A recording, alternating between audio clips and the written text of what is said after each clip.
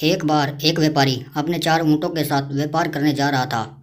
चलते चलते जब रात हुई तब वह एक सराय पर रुका। सराय में जाने से पहले वह अपने ऊँट एक पेड़ से बांधने लगा। 3 ऊँट बांधने के बाद उसने देखा कि चौथा ऊँट बांधने के लिए उसने जो रस्सी रखी थी वह कहीं रास्ते में गिर गई। अंधेरा बढ़ रहा था। व्यापारी के पास कोई और रस्सी भी नहीं थी। उसने आसपास देखा कि शायद उसे कोई दूसरी रस्सी मिल जाए, लेकिन बहुत ढूंढने के बाद भी उसे कोई रस्सी नहीं मिली। ऊँट को बांधना भी जरूरी था, नहीं तो ऊँट रात में कहीं भी जा सकता था। थक हार कर और परेशान होकर व्यापारी वहीं बैठ गया।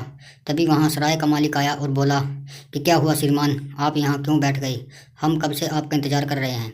व्यापारी ने सराय के मालिक को अपनी समस्या बताई। व्यापारी की बात सुनते ही सराय का मालिक जोर से हंसा और कहा, बस इतनी सी बात, ये समस्या तो कुछ भी नहीं है। आप ऐसा करिए, इसे ऐसे ही बांध दीजिए। ऐसे ही बांध दीजिए मतलब? व्यापारी ने हैरान होते हुए पूछा। ऐसे ही मतलब ये कि आप इसे बिना रस्सी के ही बांधने का अभिनय कीजिए। विश्वास मानिए, ये कहीं नहीं जाएगा। उस व्यापारी ने ऐसे ही किया। ऐसा किए जाने पर ऊँट शांतिपूर्वक बैठ गया। व्यापारी ने उसके सामने चारा डाला और सराय के मालिक को धन्यवाद देते हुए आराम करने चला गया। रात बीतने पर सुबह जब व्यापारी आगे की यात्रा के लिए तैयार हुआ, उसने जाकर सबसे पहले अपने ऊँट देखे। सभी ऊँट वैसे ही बैठे थे। बिना रस्सी वाला ऊँट भी अपनी जगह से हिला नहीं था। व्यापारी ने तीनों ऊँटों की रस्सी खोली और तीनों ऊँट उठ खड़े हुए, लेकिन चौथा ऊँट न खड़ा हुआ। व्यापारी ने उसे उठाने का बहुत प्रयास किया, लेकिन वह ऊँट नहीं उठा। व्यापारी उसे मारने के लिए एक डंडा उठा लाया। तभी वहाँ से सराय का मालिक गुजरा। उसने व्यापारी को टोकते हुए कहा, अरे क्या करते हो भाई, बेजुबान जानवर को मारते हो। व्यापारी ने बताया कि वह बहुत देर से कोशिश कर रहा है, लेकिन ऊँट खड़ा ही नहीं होता। तब सराय का मालिक बोला, उठेगा कैसे, पहले इसकी रस्सी तो खोलिए। व्यापारी बोला, रस्सी? कौन सी रस्सी?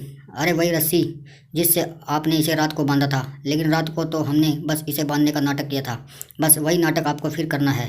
यह सुन व्यापारी ने वैसे ही किया जैसा सराय के मालिक ने कहा। व्यापारी हैरान था। सिर्फ नाटक करने से ही ऊँट ने कैसे मान लिया कि वो बंधन में है और उसे अभी आज़ाद किया गया है।